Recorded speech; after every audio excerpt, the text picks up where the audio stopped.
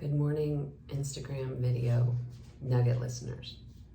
I got a big nugget that I've been chewing on myself in my head, and I want to make a connection to how a practice of self-care can contribute to ending school violence and student death by suicide.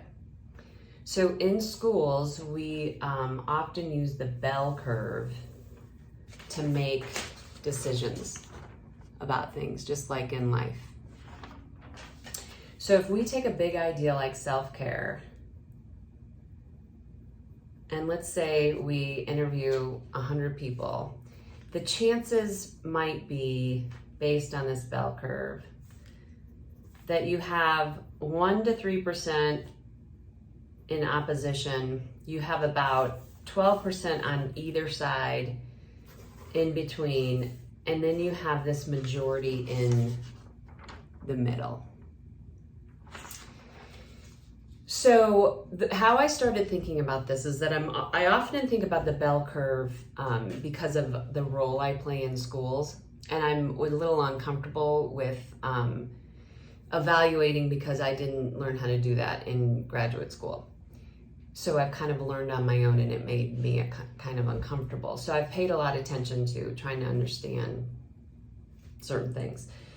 So the same idea of self-care. So now let's say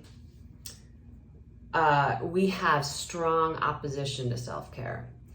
So what if that bell curve gets inverted? So now we have like a 1 to 3% that are kind of in between.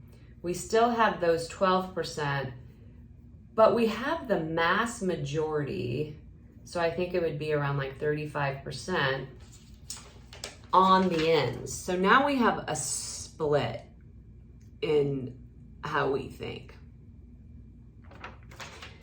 So Heather McGhee wrote a book called The Sum of Us, and the book is kind of about how social policies and our opposition to one another, it's really hurting all of us.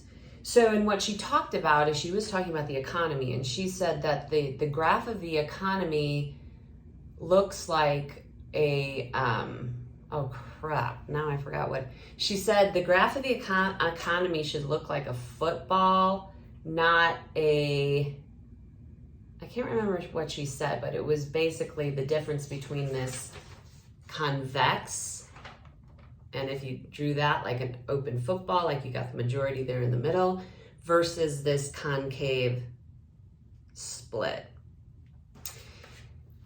So when we practice self-care, we care about our thoughts and feelings.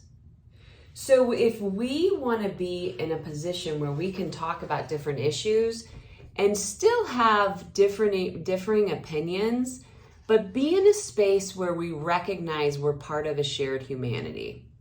So being in a space where we can recognize differences, but we can still follow processes, and we can still have a way of communicating with each other that leads to, as a community of people, that leads to greater good, that leads to this, like these sustainable growth outcomes that build on themselves, instead of just being stuck and spinning in opposition.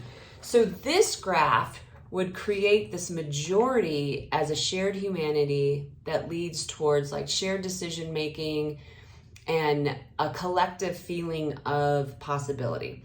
And probably this mindset and feeling that the country of America was built on about what's possible. This graph represents this lagging, this opposition, and it's an us versus them. So it's rooted in fear.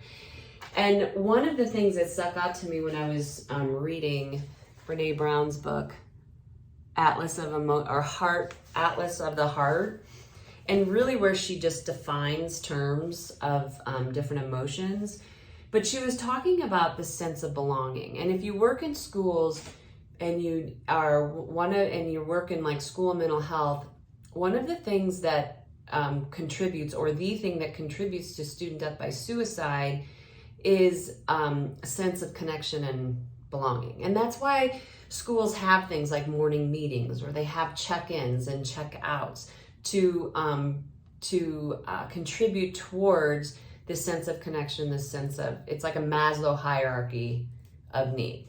Like, address the sense of safety and security first, right? And then that sense of belonging, connected to a something more. And ultimately, the end of that, which is self-care, is learning how to belong to yourself. So Brene Brown, when she talks about belonging, she writes in here that the feedback she was getting from her, she's a qualitative researcher, so she interviews people.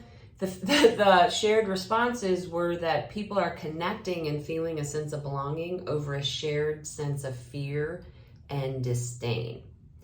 So that is a pushing against other way of living versus the shared humanity rooted in a sense of connection, belonging to this something more. And I'm sure I just screwed that up, but basically, screwed it up meaning that I didn't explain it well.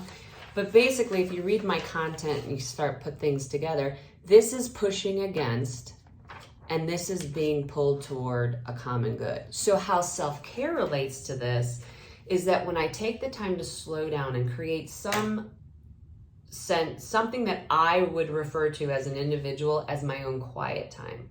Quiet time doesn't have to be quiet. It's just time for you to be the noticer of your thoughts and your feelings, because then you notice your patterns.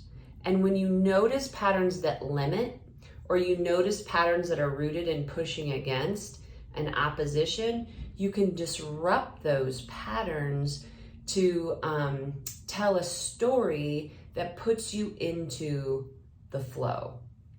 There's always going to be extremes, but if those of us that can regulate ourselves and we can get back to this shared sense of humanity where we can have opposing thoughts and ideas, but not be, not our shared sense of connection being over fear and disdain of what could happen, but a connection of love and belonging. And you don't have to use the word love, but just this sense of connecting to shared purpose, the something more, and connecting to that which is rooted in a state of possibility. So self-care, I can regulate my state so that my mind is clear, my heart is open, my belly feels safe, stable, and I know what it's like when I'm connected to a sense of possibility, when I'm a problem solver, versus when I'm stuck in the survival